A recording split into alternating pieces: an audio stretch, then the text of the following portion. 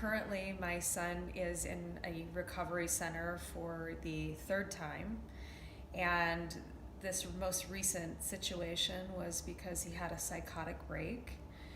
In March, after he had already spent 2 times in recovery, one which was a year and a half, and he thought drugs were behind him, he was convinced by the medical marijuana industry that medical marijuana would help him with his anxiety. So he is 21 and got his medical marijuana card.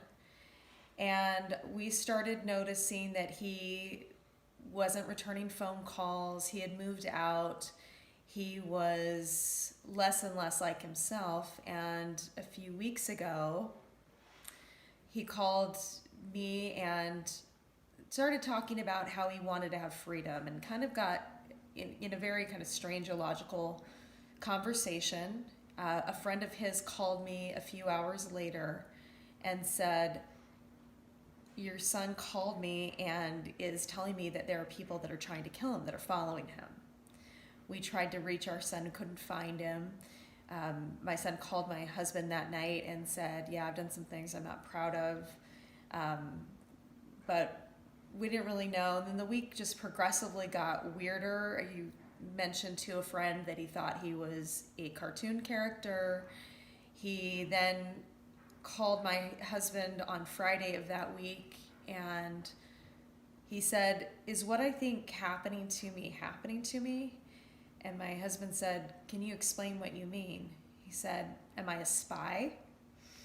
And then my husband said, "What do you mean by that?" And he said, "Well, our camera's following me everywhere."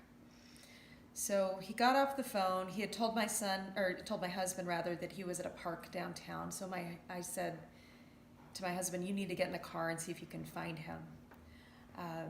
We had heard from a cousin that he had called that he had tried to purchase a gun because he was paranoid, thinking that there was somebody after him, and thank goodness the person in the gun shop didn't sell a gun to him. So I went on to my other son's concert that night, and I get a little notification from my Facebook, from our neighborhood page, that said, "Does anybody recognize this car? It just drove through our front yard." And I look at the picture, and sure enough, it's my son's car, the one that was supposedly down at the park. Well, we left the concert early, came home to find the police in our neighborhood. My son had recklessly driven through the neighbor's front yard, knocked down a tree. We found out from the police officer that he almost hit my next door neighbor and their 3 children. He came within inches of hitting a cement wall. He drove through an elderly couple's front yard and almost hit a couple of teenagers. The stop sign as you exit our neighborhood was totally plowed down. And as we were talking to the police officer, our local police authorities had followed him, chased him with 2 tires blown out on his car. He was riding on rims and drove onto the freeway. Once he was on the freeway, it became the highway patrol's responsibility.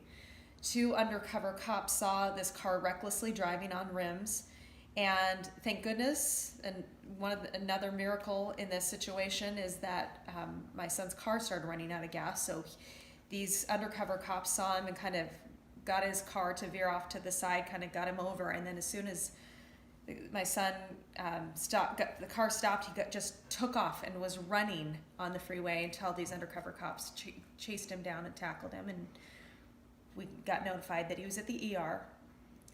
He had had a psychotic break and ended up being transferred the next day to a behavioral health hospital. As he was there, we had one visit with him that we were allowed, and he was completely agitated, just angry, agitated.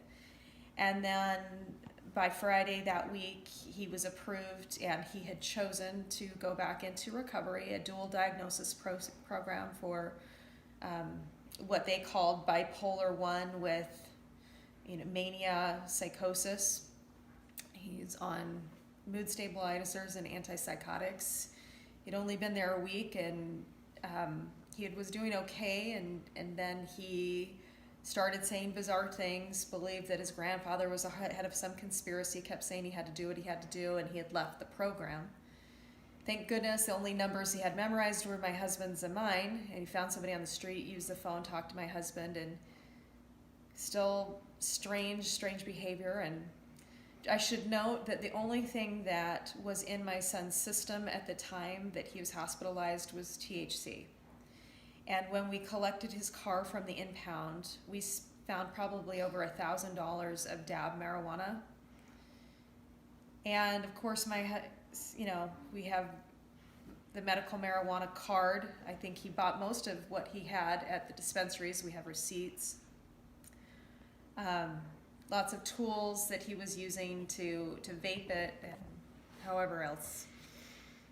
Over the years since my son started his journey with drugs, marijuana has been his drug of choice since he was in junior high and first exposed to it. And high school, he did intensive, individual outpatient programs, did IOPs. He did a summer in addiction recovery. Then he spent a year and a half in a therapeutic living community after he had a semester in college where he used excessively. But the psychotic break this is new, and we don't know if this is going to be long term. We have seen this very thing with other people we know, and it's completely maddening because this is a son who was at one point, he's an Eagle Scout, he's an honor student, very creative, talented musician, and to now speak to somebody that I don't know, just to hear the strange things he's saying, this is marijuana's fault. Absolutely, this is marijuana's fault. The high THC that our kids have access to, and some of it that's sold through the dispensaries, the medical marijuana dispensaries, it's destroying our children. It's destroying their brains. So there goes one less, member of society that's productive. And the fact that he was looking to buy a gun, one person chose not to sell it to him, but another person could sell him one.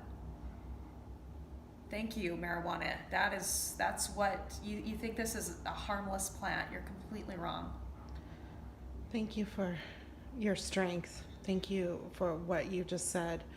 What is your message to our federal officials, the ones that we have elected into office to protect the health and safety of our communities and of our families? Right now, they're trying to pass laws to protect the marijuana industry, so there will be no accountability with them. What is your message to those lawmakers? Open your eyes and stop being paid off by lobbyists from the marijuana industry. Open your eyes. This is not big business. You need to really see what's happening to our children, because we're on the front lines. The parents are on the front lines. And we live in cultures that we try to protect our children.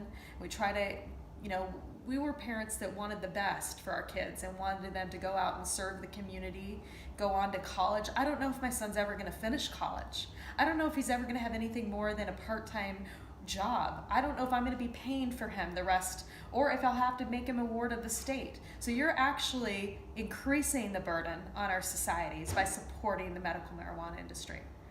You're causing more funding that's going to have to take care of people, because either my son will be able to get help through us supporting him, or he's going to be a problem of the community, and he could be homeless. He decided this week he was going to leave his program and just busk on the streets with his guitar, and he was going to be homeless.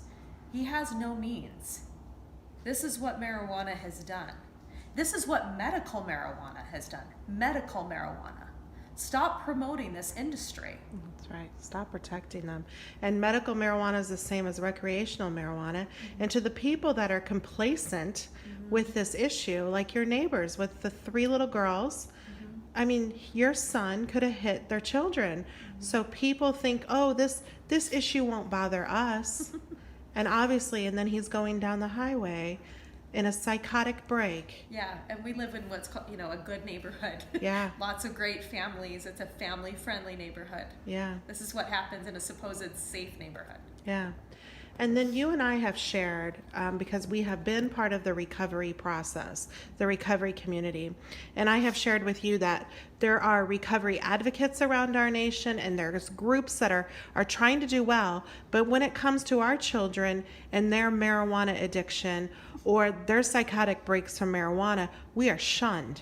Yeah. We are dismissed. We are told our kid's problem is not true, and we're not good enough. You have to be a heroin addict to get some kind of attention. Absolutely. Yeah, and so you were sharing the same thing, that Yeah. people don't view marijuana as harmful and causing psychosis. Right. Yeah. Right. And even you get people in recovery. You know, my son was bullied in his program for being just using pot. Like, it's only marijuana. Yeah. That's not a big deal. You weren't on the streets with heroin. Mm-hmm. Well, I guarantee every single one of those people that turned to heroin started with marijuana. Yeah. But this is serious when we're looking at the dab marijuana is like crack is to cocaine. That's right. That's People right. do not understand that because they are buying into, oh, it's a plant. Well, there are thousands and thousands of poisonous plants on the earth, and this is one of them. Yeah. People need to wake up. You know, I know that there could be some potential benefits of some of the CBD that is, you know, FDA approved, but you cannot just look at that and think that everything is safe. There's a lot of things that are so dangerous, and you are looking at something that's a neurotoxin.